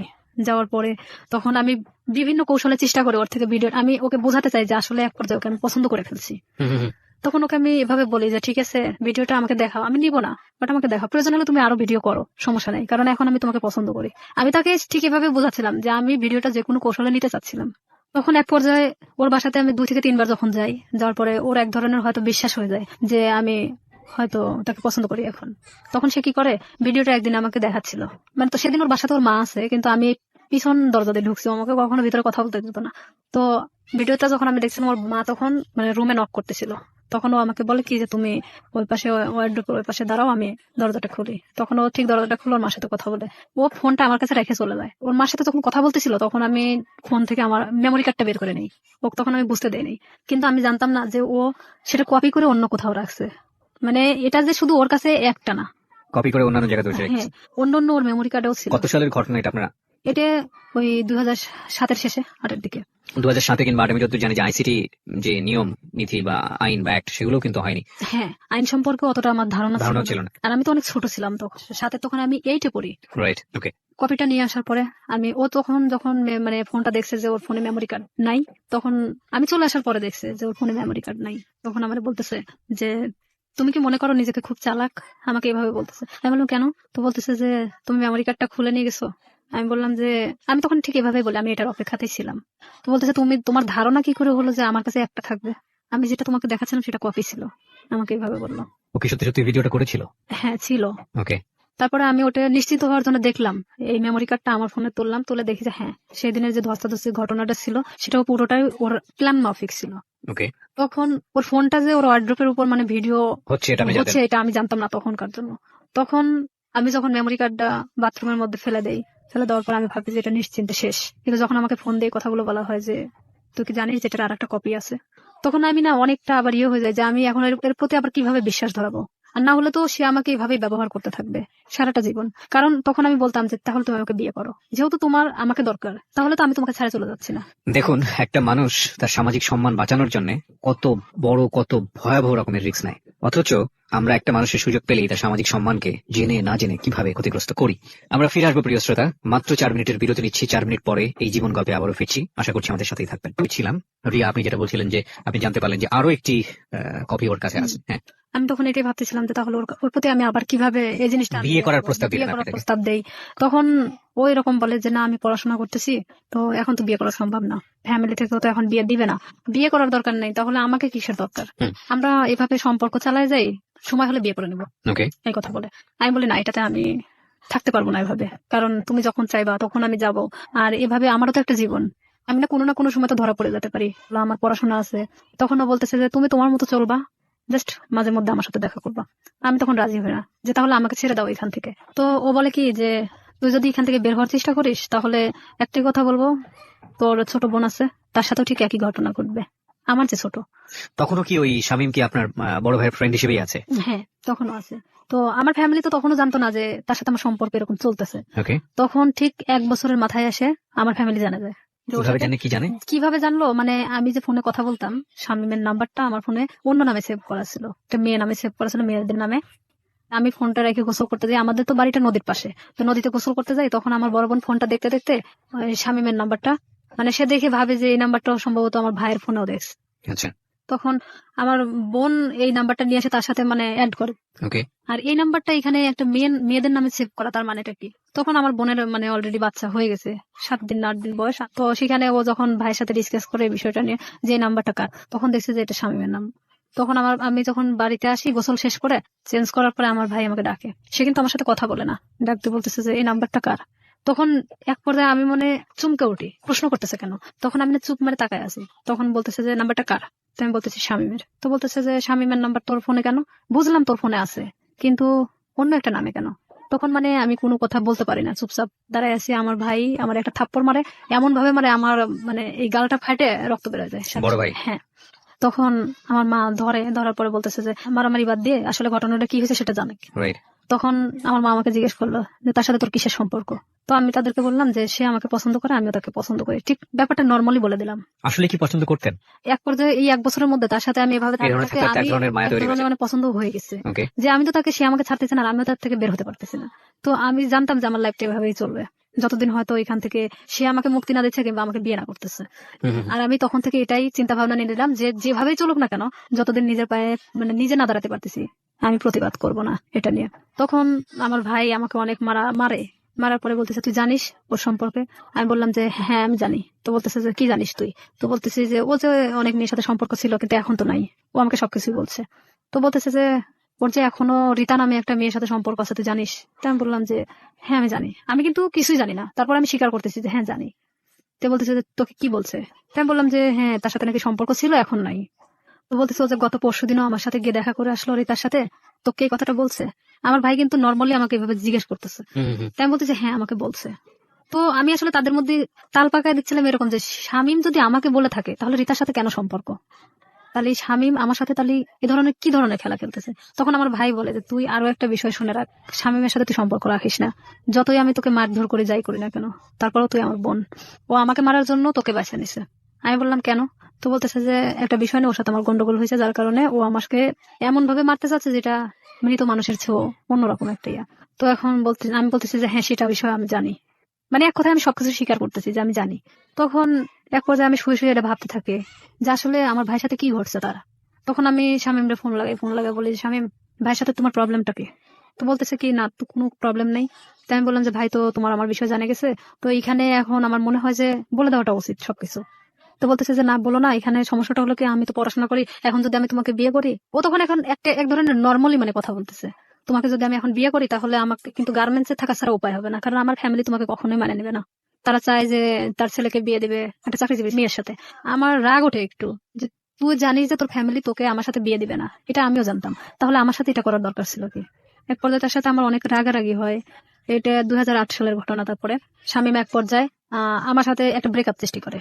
সে চাচ্ছিল যে আমি তার থেকে দূরে সরে যাই, আর আমিও তখন এক পর্যায়ে চাচ্ছিলাম যে আমি যে কোনো মূল্যে ওকে চাই। সে আমার জীবনটাকে নিয়ে এভাবে খেলতে পারে না, কারণ আমার ফ্যামিলি তখন জেনে গেছে যে তার সাথে আমার সম্পর্ক চলতেছে। তখন এক পর্যায়ে আমি আমার ফ্যামিলির সাথেও যুদ্ধ করি, আর এদিকে ও আমাকে কিন্তু যতটাই ভালোবাসুক না কেন আমার ফ্যামিলি থেকেও দূরে সরাই দিছে। দেখা যাচ্ছে আমার ফ্যামিলির বিষয়ে অনেক কথা বলে যে তোমার ভাই আমার থেকে দূরে সরানোর জন্য তোমাকে এই ধরনের হয়তো খারাপ কথা বলে আমার সম্পর্কে। তো আমি দেখতাম যে অবশ্যই আমার ভালোবাসার সম্পর্ক ফাটল ধরানোর জন্য তারা হয়তো এই ধরনের তার খারাপ বিষয়গুলো তুলে ধরে। তো এক পর্যায়ে আমার ফ্যামিলির সাথে কথা বলা বন্ধ করে দেই আমি। 2011 সালে ওর সাথে আমরা ফুললি ব্রেকআপ হয়ে যায়। মানে ওর সাথে আমার কোনো প্রকার যোগাযোগ নাই আর। হঠাৎ করে মানে ও ফোন টোন অফ করে দিছে, কোনোভাবে খুঁজে পাওয়া যাচ্ছে না, মানে আমি অন্তত ওকে খুঁজে পাচ্ছি না। এক পর্যায়ে এলাকার এর মধ্যে সবাই জানে গেছে যে শামীমের সাথে আমার সম্পর্ক, কিন্তু এই যে পূর্বে যে ঘটনাটা যে সম্পর্কটা সৃষ্টি হলো কোথা থেকে এটা কিন্তু কেউই জানতো না। ব্রেকআপের পরে আমি দিশেহারা হয়ে যাই যে আমি এখন কি করব। তখন এর মধ্যে 2010 সালে তো আমি এসএসসি পাস করছি। অলওয়েজ সময় নিয়োগপত্র দেখে থাকি যে কখন কোথায় নিয়োগ দিচ্ছে। এক পর্যায়ে দেখি যে হ্যাঁ পুলিশে নিয়োগ দিচ্ছে, কিন্তু আমার বয়স হয়নি, 18 বছর পূর্ণ হয়নি। দিশেহারার মতো আমি একজন ঘুরি। এরকম ঘুরতে ঘুরতে এক পর্যায়ে আমি ভাবি যে না, আমার একমাত্র এখন বাঁচার উপায় আমার নিজেকে চালানোর মতো একটা লাইফ তৈরি করতে হবে। জি। 2012 সালের সেপ্টেম্বরের দিকে একটা নিয়োগ হয় পুলিশ ডিপার্টমেন্টে। এর মধ্যে কিন্তু শামীমের সাথে আমার কোনো প্রকার যোগাযোগ নেই, কোনো প্রকার সম্পর্ক নেই আর। ওকে, কিন্তু মনের মধ্যে ভয়টা কাজ করে না জানি কখন ভিডিওটা পাবলিশ করে দেয়, তাই কি? নাকি ও হ্যাঁ, ভিডিওটার বিষয়টাও ছিল। আর একটা কথা যে এক পর্যায়ে আমি ওকে ভালোবেসে ফেলছিলাম। আর একটা বিষয় যে আমার এটা চিন্তা ছিল যে তুই যদি ভিডিওটা ফ্ল্যাশ করিস অন্তত আমি তোর গলায় ঝুলে যাবো। আমি জানতাম যে তারপরে পাবলিসিটিতে এটা দেখাবে না। ঠিক আছে, তো ওর গলায় ঝুলে আমার কোনো আপত্তি নাই, ও যদি হ্যাঁ, করে তো তখন তো করবে। আমি পুরোটাই এখন ওর গলায় ঝুলার জন্য Okay, মানে প্রস্তুত। So, এই জন্যই বলি জীবন নাটকের চেয়েও নাটকীয়। আমরা যে সরল রৈখিক চিন্তাটা করছিলাম, চিন্তা করে দেখুন এই যে ভিডিওটা নিয়ে স্বাভাবিকভাবে আমাদের যে চিন্তাটা এবং এই চিন্তার সাথে ওর চিন্তারও একটা মিল আমরা পাচ্ছিলাম, কিন্তু কিভাবে এটা টুইস্ট করলো হিন্দি সিরিয়াল আসলে দেখার দরকার নাই। আমার মনে হয় যে নিজের এক একটা এরকম জীবন গল্প যদি জানা যায় এটা সিরিয়ালের চেয়ে অনেক ভয়াবহ কিছু। ওকে, এটা ভাবতেছি যে ওর গলায় ঝুলে দেবো। তখন ও চাচ্ছে কি যে ভিডিওটা আমি কখনো ফ্ল্যাশ করবো না, ও নিজে নিজেই মানে ভিডিওটাকে শেষ করে দিছে, এমনকি আমার নাম্বার টাম্বার সবকিছু ওর থেকে শেষ করে দিছে। এক পর্যায়ে ওর নাম্বার টাম্বার যখন সব চেঞ্জ করে নিছে তখন তো ওর সাথে কোনো যোগাযোগের কোনো ইয়ে নাই আমার। আমি তখন দিশেহারা একটা ইয়ে যে আমাকে এখন আমার লাইফের দিকে আগাতে হবে, যেভাবে হোক আমি একটা সরকারি চাকরি করব। 2012 সালে যখন এই সেপ্টেম্বরের দিকে এই নিয়োগটা হয়, আমার ভাই চাচ্ছিল না যে আমি পুলিশ ডিপার্টমেন্টে আসি, কারণ ও অনেক আগেই কিন্তু ডিপার্টমেন্টে যোগদান করছে। আমার ভাই না চাওয়ার কারণ একটাই, সে চাচ্ছিল যে আমি যদি পুলিশে ঢুকি নিশ্চিত আমি শামীমকে বিয়ে করবো। আর আমার ভাই কোনো মতেই শামীমকে মানে নিতে পারতেছিল না। তাতে আমাকে ত্যায্য করতে তারা রাজি আছে, কিন্তু শামীমকে কোনো মতে তারা মানতেছে না, কারণ ও এর আগেও আমার ভাইয়ের জানা মতো অনেক মেয়ের সাথে এই ধরনের ঘটনা ঘটাইছে। কিন্তু আমার সাথে কি ঘটনাটা ঘটছে এটা তো আমার ফ্যামিলির এমনকি কেউই জানতো না। তখন আমার বাবাকে বললাম যে অমুক দিন তো নিয়োগ, তা আমি তো দাঁড়াতে চাচ্ছি। তো আমার বাবা বলতেছে যে আমার ভাইয়ের নাম তো পছন্দ করে না, আর এটা যদি আমি দাঁড়াতে সম্মতি দেই তাহলে দেখা যাবে যে এটা নিয়ে অনেক বাড়িতে এক ধরনের মারামারি শুরু হয়ে যাবে। তাই আমি বললাম যে যা হয় হবে, আপনি যদি আমাকে টাকা দেন দিবেন, না দিলে আমি এমনিতেই যাব, কারণ আমার তো কোনো লোক ধরা নাই, আমি শুধু যাবো এই টাকাটাই চাচ্ছিলাম। তখন আমার বাবা আমাকে 2000 টাকা দেয়, আমি ওই টাকা নিয়ে পাবনা চলে যাই দাঁড়াতে। এক ইয়েতে আমাকে সিলেক্ট করে, কারণ আমি 5 ফিট 9 ইঞ্চি আর আমি একটা স্ট্রং বডির মানুষ। তো দেখার পরে আমাকে সবার পিছন থেকে নিয়ে যাওয়া হয়, ওখানে মাপে ওয়েটে সবকিছু দেখে আমি ঠিক হই। মেডিকেলেও দেখা যাচ্ছে আমার কোনো প্রকার সমস্যা নাই। যাই হোক, চাকরিটা হয় আপনার শেষ হ্যাঁ পর্যন্ত। হয়। তারপরে আমার চাকরিটা হয়, ওখান থেকে আমি বাড়িতে আসি। বাড়িতে আসার ঠিক আধা ঘন্টা 1 ঘন্টা পরে আমার ফোনে ফোন আসে একটা আনোয়ার নাম্বার থেকে। হুম হুম। ফোন আসার পরে ওটাই ছিল শামীমের নাম্বার। তখন শামীম আমাকে বলতেছে যে শুনলাম তোমার নাকি চাকরি হয়েছে। তো আমি বললাম হ্যাঁ। তো আমি বললাম যে এতদিন পর আমাকে আবার খোঁজ নেওয়া। তো বলতেছে আসলে আমি অনেক সমস্যার মধ্যে ছিলাম, আমার প্রত্যেকটা ফোন আমার ফ্যামিলি কারে নিছিল। মানে এটা কিন্তু পুরোটাই মিথ্যা নাটক, কথা। হ্যাঁ। আমি জানতাম, জানা সত্ত্বেও মানে আমি ওর সাথে আবারও কথা বলতে থাকি। ভালো লাগে আপনার? হ্যাঁ, যেহেতু আমি ওকে মনে প্রাণে চাচ্ছিলাম, আমি আবার ওর সাথে কথা বলতে থাকি। আমি এর মধ্যে ট্রেনিং এ চলে যাই, ট্রেনিং শেষ করি, ডিস্ট্রিক্টে যখন জয়েন্ট করি। এর মধ্যে ব্যারাক সিস্টেম, ব্যারাকে কিন্তু আমরা একটা ব্যারাকে অনেক মানুষ থাকি, সেখানে আপনি ফোন এখানে রেখে যেতে পারেন, বাথরুমে যাচ্ছেন, কোন একটা কাজে বাইরে যাচ্ছেন, ফোনটা রেখে গেছেন। তো এখানে আমার পাশের বেডের একটা মেয়ে এই শামীমের নাম্বারটা নিছে, আমি জানতাম না। এখন কন্টিনিউ তার সাথে সে কথা বলে, আমি কোথায় যাচ্ছি, কি করতেছি সব আপডেট দেয়। হ্যাঁ সে জানতো। আমি খালি ভাবতাম যে এটা অলৌকিক ঘটনা, যে আমি কই গেছি, কোন ড্রেস পরে গেছি, সে কিভাবে জানে। ওকে তার সাথে কিন্তু আবার তাদের মধ্যে একটা ভালোবাসার সম্পর্ক সৃষ্টি হয়ে গেছে সেই Okay. মেয়েটার সাথে। ওকে। পরে আমি তো ওকে বারবার বলি যে দেখো আমি তো চাকরি করি, এখন আমাকে বিয়ে করো। এখন সে কিছুতেই তখন বিয়ে করতে রাজি না। এটা 2013 ঘটনা। 13 শেষের দিকে আমি ছুটি আসি বাড়িতে। হুম হুম। আমি ওকে ফোন দিয়ে বলি, আমি এর মধ্যে কিন্তু অনেক গন্ডগোল হচ্ছে ওর সাথে, মানে আমি বিয়ের কথা বলি, সে কিছুতেই বিয়ে করতে চায় না। এদিকে আমার ফ্যামিলি তো মানে শামীমকে নিয়ে তো খুব একটা ডিস্টার্ব ফিল করতেছে। তো আমি এদিকে ওকে বারবার চাপ দেওয়া সত্ত্বেও আমাকে কিছুতেই মানে বিয়ে করতে চাচ্ছে না, তো চাচ্ছে না। তখন আমি বলি ঠিক আছে আমি বাড়িতে আসতেছি, যা করার করবো। এই কথা বলে আমি বাড়ি চলে আসি। ফোন দিলাম, ফোন দিয়ে বলতেছি আমি তোর সাথে দেখা করতে চাই। ও আমাকে বলে যে আমি দেখা করতে পারবো না। তাই আমি ডিরেক্টলি ওর বাড়িতে চলে গেছি এই ফোনে কথা বলতে বলতেই। ওকে। কারণ তখন আমি যখন পুলিশ ডিপার্টমেন্টে আসি তখন আমার সাহসটা ছিল অন্যরকম। কনফিডেন্ট বেড়ে গিয়েছে অনেক। হ্যাঁ, আর আমি তখন চাকরিজীবী একটা মেয়ে। যাওয়ার পরে ও দেখি যে চেয়ারের পর বসে আছে, ওর মা পাশে বসে। ও আমাকে দেখে করলো কি, এক দৌড় দৌড় রুমের মধ্যে চলে গেল, যাওয়ার রুমটা আটকে দিল। দেওয়ার পরে ওর মা বলতেছে কি হয়েছে। ওর মারা সবাই তো জানতো আমার সাথে সম্পর্ক আছে, বলছে কি হয়েছে, তোমার প্রবলেম কি। আমাকে কিছুতেই ওই ঘরের দিকে আগেতে দিচ্ছে না। আমি বললাম যে আপনার ছেলেকে জিজ্ঞেস করেন, সে আমার সাথে কেন এরকম করতেছে। আপনারা জানেন, আমার ফ্যামিলি জানে, সবাই জানে যে তার সাথে আমার সম্পর্ক, তাহলে কেন আজকে ও অস্বীকার করতেছে। তো বলতেছে এটা তোমার ব্যাপার, কিন্তু আমার বাড়িতে কোনো সিক্রেট চলবে না। এটাও ঠিক, তাদের তো কোনো বিষয় না, তারাও তো আমার সাথে বিয়ে দিতে চায় না। হুম হুম হুম। তখন আমি নিরুপায় হয়ে ওখান থেকে বের হয়ে চলে আসি। আসার পর বাড়িতে আসার পরে আমি অনেক অসুস্থ হয়ে যাই। এক পর্যায়ে আমাকে হসপিটালে নিয়ে যায়, স্যালাইন চলতেছে। এর মধ্যে আমি যে ডিস্ট্রিক্টে চাকরি করতাম ওখান থেকে একটা মেয়ের ফোন আসে, আমার পাশের বেডের একটা মেয়ের ফোন আসে, বলতেছে যে শামীম কোথায়। তাই আমি বলছি শামীম কোথায় মানে। তো বলতেছে যে হ্যাঁ, জিজ্ঞেস করলাম। তাই তো বললাম যে জানি না ও কই আছে। তো বলতেছে যে ও কিন্তু এখানে আসছে অমুকের সাথে দেখা করতে। তাই আমি বললাম আপনি কই থেকে জানলেন। তো বলতেছে আমি ওর সাথেই ছিলাম, আমাকে নিয়ে গেছিল, কিন্তু ও জানে না যে আসলে আমি তাকে চিনি। কারণ চিনার কারণ হলো তার ছবি আমি তাকে দেখাইছিলাম। তা আমি তখন ওরে ফোন দিলাম, কিছুতেই ফোন ধরে না। পরের দিন ও আমার ফোনটা ও নিজে থেকে ব্যাক করছে। ব্যাক করার পর আমি বলতেছি তুই ওখানে গেছিস কেন। তো বলতেছে যে আমি আসছিলাম এমনিতেই একটা কাজে, তাই ভাবলাম যে ওই আপুরে কিছু বলে যাই তোর সম্পর্কে, তুই আমার সাথে এরকম করতেছিস। পরে এখানে ঘটনাটা হলো সেই মেয়েকে একটা শপিং ব্যাগ দেওয়া হয়েছিল, ব্যাগের মধ্যে অনেক কিছুই ছিল। সেটা কিন্তু তারা আবার যে রুমে দেখাইছে, কিন্তু তারা মানে যে দেখাচ্ছে সে কিন্তু জানতো না যে তার পাশের বেডের আরেকজন তাকে চেনে। তো আমি যাওয়ার পরে এটা নিয়ে তাকে আমি ফোর্স করলাম যে কেন আপনি তার থেকে জিনিস নিলেন, এটা সেটা বলার পরে তার সাথে এক পর্যায়ে ঝগড়া হয়ে যায়। ভাঙনটা এইভাবেই শুরু হয়ে যায়। তার থেকে মানে আমার একটা ঘৃণা জন্মে যায় হুম হুম। যে আমি স্ট্যান্ড থাকা সত্ত্বেও সে অন্যজনের সাথে সম্পর্ক করে। তাহলে আমার ভাইয়ের কথাটাই সত্যি ছিল। তখন আমি একটা বাস্তবের সম্মুখীন চলে আসি। আমি তখন আস্তে আস্তে তাকে ভুলতে থাকি। এর মধ্যে যে যতটা ঘটনাই গেছে না কেন, পুরোটাই খালি ব্রেকআপের দিকে গেছে, মানে মানে গন্ডগোল সম্পর্কটা ভেঙে ভেঙে ভেঙে যাচ্ছে। দেওয়া ওকে। এক ধরনের। এর মধ্যে ওই জেলারই এক থানাতে আমার পোস্টিং হয়। ও ক্রমশ আমাকে এভাবে জিজ্ঞাসা করে তোর কার সাথে আজকে ডিউটি। আমি বলি যে অমুক স্যারের সাথে ডিউটি। ওখানে আমাদের তো শিডিউল বাই ডিউটি হয়, দেখা যাচ্ছে যে আপনার সাথে আমার বারবার ডিউটি হচ্ছে, এটা তো আর আমার দোষ না। হুম হুম হুম। ওটা কি তোর অমুক লাগে সেটা লাগে, মানে খারাপ ধরনের আমাকে কথা বলা হয়। আমি বলি দেখো উনি আমার অফিসার আর তার সাথে আমার ডিউটি হয়, এমন কিছু না। দেখেন, সম্পর্কটা তো আপনার ব্রেকআপের দিকে যাচ্ছে, মানে সম্পর্কটা তখনো ব্রেকআপ হয়নি। হয়নি, আবার কিন্তু জোড়া লাগে, আবার ধরেও না ছাড়েও না, হ্যাঁ, এরকম একটা মানে বিষয়। একটা ঝুলন্ত অবস্থা, আবার তর্কাতর্কিও শুরু করে। তর্কাতর্কিও হয়। মানে যতটা সময় ভালো দিকে হয় ততটা সময় আবার খারাপ দিকেও কথা আমরা বলে। শেষের দিকে চলে আসবো প্রিয় শ্রোতা। গল্পটা কোথাকার গল্প, কোথায় গিয়ে দাঁড়িয়েছে একটু চিন্তা করে দেখুন। আমরা শেষের দিকে ফিরে এসে আপনাদেরকে একেবারে শেষ রিয়েলিটি যেটা সেটা জানাবো, এবং আবারও বলবো অনুমান করবেন না, কারণ জীবন গল্পে অনুমান আসলেই অপ্রয়োজনীয় এবং সেটা আসলে শেষ পর্যন্ত মেলে না। ছোট্ট একটা বিরতি, তারপর ও আমাকে বারবার এরকম খারাপ খারাপ কথা বলে, তখন আমি বলি যে হ্যাঁ আমি ওকে পছন্দ করি। মানে এক কথায় বলে দেয় যে আমি ওই অফিসারকে পছন্দ করি, যে সে আমার থেকে তারপরও সরে যাক এখন। তখন সে কি করে, আমার এলাকাতে গুজব ছড়ায় আমি নাকি ওনাকে বিয়ে করছি, হুম হুম হুম। অথচ তার সাথে আমার কিন্তু কোনো প্রকার সম্পর্ক নেই। তখন সেই এলাকায় ছড়ায় দেয় যে আমি নাকি এরকম আমাদের ডিপার্টমেন্টের একজনকে বিয়ে করছি। এই লোকও আস্তে আস্তে এই জিনিসটা জানা যায় যে সে এরকম বিয়ে করতেছে, কারণ তার সাথে আমি অনেক বিষয় ডিসকাস করতাম আগে থেকেই। জি। তখন এই ব্যাপারটা এমন ভাবে দাঁড়ায় যায়, সে আমার এলাকার মধ্যে এমন ভাবে গুজব ছড়ায় দেয়। তখন ওর বিষয়ে আমি বাড়িতে এসে আমার ফ্যামিলিকে পুরো ঘটনা তখন বলি বলার পরে আমরা থানাতে যাই, থানাতে গিয়ে আমাদের যে অফিসার আছে অফিসারের সাথে কথা বলে এটা বিষয়ে আমরা একটা পদক্ষেপ নিই। নেওয়ার পরে ও তো বাড়ি থেকে পালায় যায়, ওর ফ্যামিলির লোকজনও কেউ ছিল না, কারোকে ধরতে পারে না। পরে শামীমকে ফোন দেওয়া হয়, মানে স্যার ফোন দেয়, ফোন দিয়ে বলে থানায় আসার জন্য। তো সে এক কথায় যে সে নিরুদ্দেশে, জীবনেও মানে তাকে ধরা ছোঁয়ার বাহিরে, এক কথায় এরকম।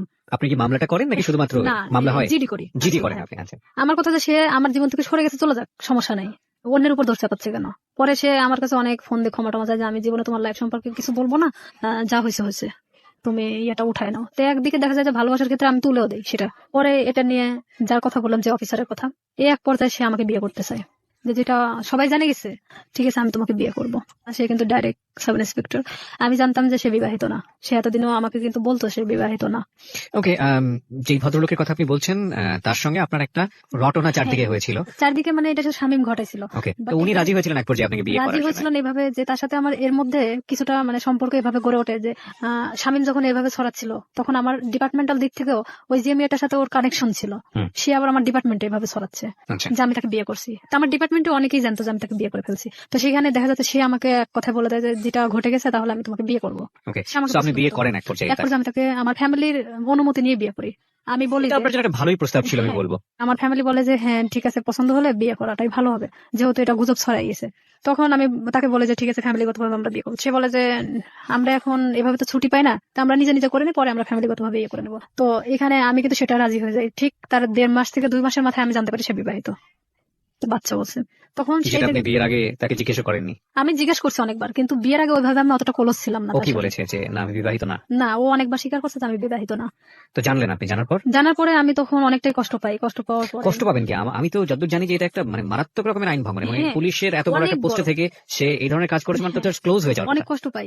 কষ্ট পাওয়ার পরে ওকে আমি বলি যে এটা আমার সাথে করার কি দরকার ছিল। বাট সাহসটা পাই কিভাবে? হ্যাঁ, সে সাহসটা পাইছে এভাবেই যে একটা ছেলে আমাকে এভাবে হ্যারাস করতেছে, তার সম্পর্কে তো আমি তার সাথে ডিসকাস করতাম। সেটা তো অন্য হিসাব, এটা তো ইনফরমাল হিসাব। কিন্তু ফর্মালি তো যদি যায় তাহলে তো চাকরি ফর্মালিটি থাকবে হিসাবে না। সেটাই ভাবতেছিল, মেয়েটা তো এত কিছুর পরেও যেহেতু প্রকাশ করে নাই, তাহলে আমার ব্যাপারটাও হয়তো ওইভাবে প্রকাশ করবে না। ওকে, তার কিন্তু মধ্যে ফার্স্ট ওয়াইফ তো ঝামেলা করতে পারে। কনফিডেন্স এরকম ছিল। আচ্ছা। তখন এরকম যখন আমি দেখলাম যে না, এনার সাথে আমার সংসার করা সম্ভব না, তখন আমি কিভাবে আমার ফ্যামিলিকে বলবো আবার যে আমি বিয়ে করার পরে এখন সংসার করতে চাচ্ছি না। না সম্ভব না কেন ভাবলেন? শুধু এই বিয়েটা সম্ভব না মিথ্যার মানে কারণে? তার বাচ্চা আছে, 2টা বাচ্চা, অলরেডি 2টা বাচ্চা তার। ওয়াইফের সঙ্গে কথা হয়েছিল প্রথম? তার প্রথম ওয়াইফের সাথে আমি কথা বলছি। কি বলেন উনি? প্রথম উনি ওয়াইফ জানতো বিষয়টা? ওনার প্রথম ওয়াইফ জানতো বিষয়টা কিরকম, এনার সাথে যখন সম্পর্কটা হয়, বাট বিয়ে না এমনিতেই, তখন উনি আমাকে বলতো আমার ভাবির সাথে কথা বলো।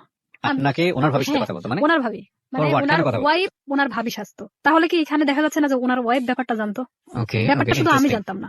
ভাবির সঙ্গে কি বিষয়ে কথা বলতেন? ভাবির বিয়ের সঙ্গে বিষয়ে কি কথা বলতেন? বিষয়ে কথা বলতাম? আমি বলতাম যে আমি তোকে পছন্দ করি। বলে যে হ্যাঁ পছন্দ। সে তো আমাকে বলে যে তুমি ওকে পছন্দ করো। মানে অনেক বিষয় নিয়ে, আসল কথা এক কথায় যে একটা প্রেমিক প্রেমিকার মধ্যে একটা ভাবি আসলে যা হয়, সেসব কিছু একটা ওয়াইফ হলে তো কখনো মানা সম্ভব না আমার মতে। মানে ওনার ওয়াইফের সঙ্গে কথা হতো ঠিকই, কিন্তু আসলে আমি জানতাম ওনার ভাবি, ওনার ভাবি হিসেবে, এবং উনিও সেটাই বলতো যে আমি ওনার ভাবি হই। ওনার বাচ্চাদের সাথে আমি কথা বলতাম, কারণ আমি জানতাম যে ওনার ভাইয়ের বাচ্চা এগুলো। এক পর্যায়ে সে যখন আমি সংসার করব না, তখন বলে যে কেন করবা না, আমি কি এমন একটা কথাই তো ভুল বলছি, তো আমার তো তোমাকে পালার মতো সামর্থ্য আছে, এটা সেটা আমাকে অনেক কিছু বোঝায়। তাই আমি বলি ঠিক আছে তাহলে আমি বাচ্চা কাচ্চা নিয়ে নিই, যেহেতু আমারও তো একটা লাইফ আছে। সে বলে যে না এখন বাচ্চা নিতে হবে না, এটা সেটা, মানে সে কোনো প্রকার আমাকে বাচ্চা নিতে দিবে না। তার মানে তখন কি আমি এটা বুঝবো না যে আমার লাইফের যত টাকা পয়সা আছে তারা আমাকে দিক গ্রাস করানোর চেষ্টা করতেছে? ক্রমশ সে আমার দিকে মানে টাকা পয়সা সবকিছু থেকে মানে আমার থেকে চাইতে শুরু করে। সে আমাকে দেওয়ার দূরের কথা, সে নিজেই আমার থেকে নিতে শুরু করে। ব্রেকআপ হতে হতে হতে হতে এখন লাস্ট পর্যায়ে আমাদের টোটালি ব্রেকআপ হয়ে গেছে। ওকে, এই পর্যায়ে এসে ব্রেকআপের পরে স্বামী মাসে করতেছে কি, আমার বিভিন্ন ফেসবুক আইডি খুলতেছে, বিভিন্ন ছবি আপডেট করতেছে, মানে যেখানে আমি কখনো ফেসবুক চালাই না সেখানে দেখা যাচ্ছে ফেসবুক চালানো হচ্ছে, মানে আমার নামে অনেক কিছু করা হচ্ছে যে আমি নাকি আবারও বিয়ে করছি, কিন্তু আবারও এলাকার মধ্যে এক ধরনের গুজব ছড়ানো হচ্ছে। অনেক কিছু আমাকে একদিক থেকে শামীম আবারও চাপের মুখে রাখছে। মানে মাঝখানের জীবনটা ছিল একরকম, আর ফার্স্ট লাইফ আর এই লাস্ট লাইফটা আবার আগের মতো। ওকে। তো এখানে আমি শামীমকে অনেক ফোর্স করি যে দেখ, আগে তো আমি অনেক নিরীহ একটা মানুষ ছিলাম, কিন্তু আমি আমার সার্ভিস লাইফ 5 বছর, এখন কিন্তু উঠে দাঁড়ানোর মতো শক্তি আমার আছে। তো আমার সাথে এমন কোনো কিছু করো না যেটাতে তোমারও ক্ষতি হবে, বাট সবার ক্ষতি হবে। সো রাইট নাও আপনি যেটা বলছেন যে আপনি যাকে বিয়ে করলেন তার সঙ্গে আপনার ডিভোর্স। হ্যাঁ, এখন ডিভোর্স থেকে আপনি দিয়ে দিয়েছেন? হ্যাঁ, আমি নিজে আপনি কোনো আইনি অ্যাকশনও নেননি? আসলে কি নিব, নিয়ে লাভটা কি?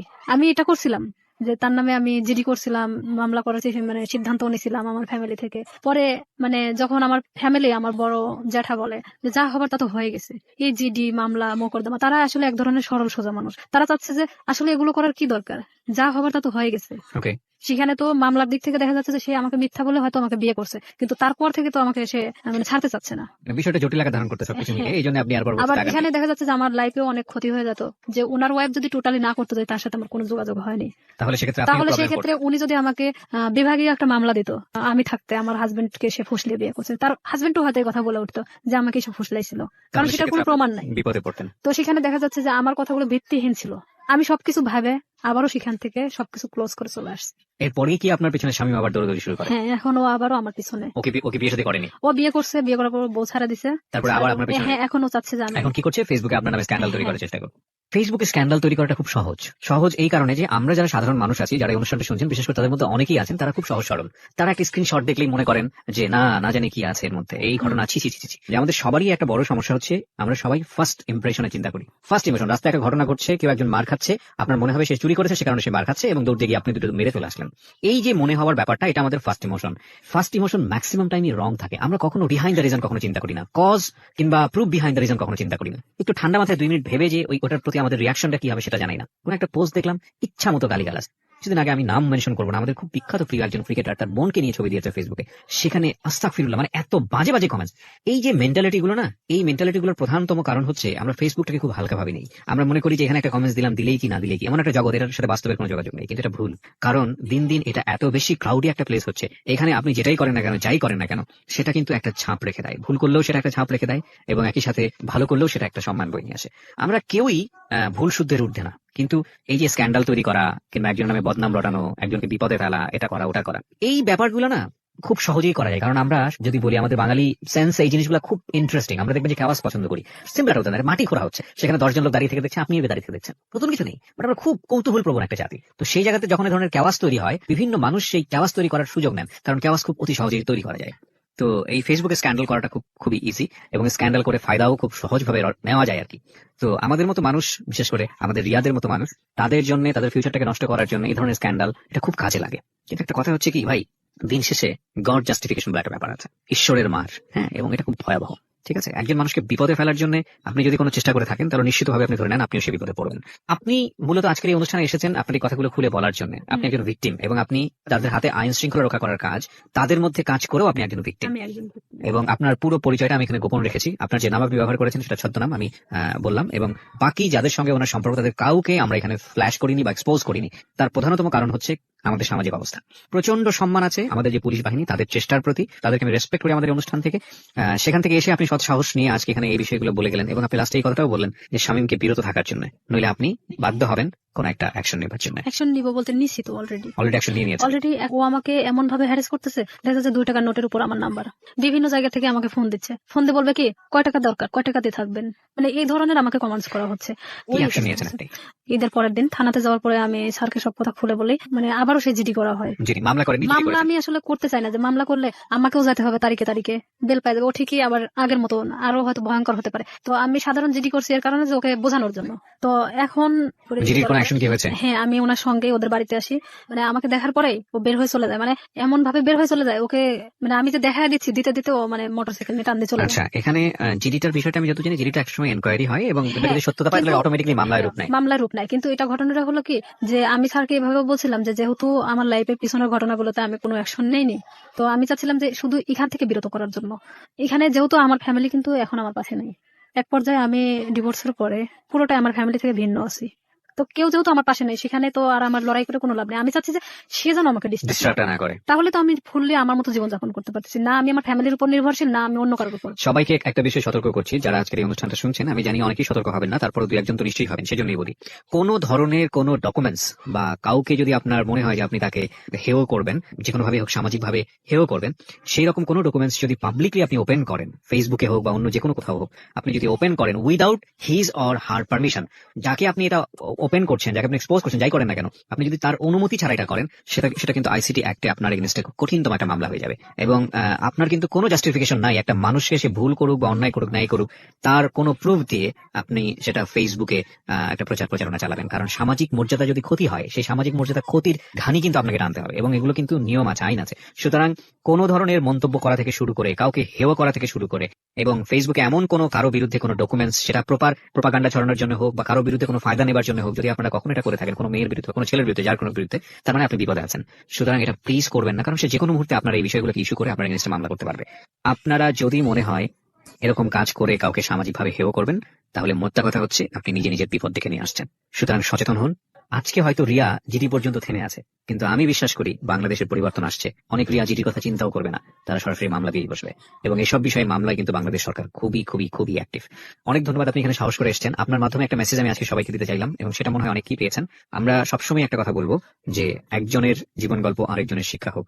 কাউকে কোনোভাবেই ছোট করাটা আমাদের মূল উদ্দেশ্য নয়, এবং মূল টার্গেটটাই হবে সে যেই হোক না কেন, তাকে আলটিমেটলি সে যদি ভিকটিমও হয়, সে যদি কাউকে অপরাধও করে, তাহলে তাকে সঠিক পথে নিয়ে আসা এবং সেটা সুন্দরভাবে। একটা মানুষকে শাস্তি দেওয়াটাই মূল কথা নয়, একটা মানুষ যাতে শাস্তি না পায় তাকে সুন্দর করে বুঝিয়ে বারবার সেখান থেকে ফিরিয়ে নিয়ে আসে। উনি শামীমের ক্ষেত্রে সেটা করে যাচ্ছেন। শামীমকে শুধু একটা আজকের অনুষ্ঠান থেকে একটা কথাই বলার আছে, সেটা হচ্ছে it is the highest time. আমি জানি আপনি এই অনুষ্ঠানটা শুনতেছেন, আমি আপনাকে রিকোয়েস্ট করবো, আমি জানি আপনি সমাজে অনেক ভালো কাজ করেছেন, হয়তো আপনি আপনার ব্যক্তিগত জায়গা থেকে, আমরা সেগুলোকে রেসপেক্ট করি। আপনি ওনার লাইফে যেভাবে লেগে আছেন, সেটা উনি যেটা বললেন সেটা যদি আমরা মেনে নিই যে সত্য, আমি জানি আপনাকে যদি বক্তব্য দিতে দিতাম তাহলে তো আপনার পক্ষ থেকে কোনো বক্তব্য ছিল, কিন্তু যেহেতু আপনার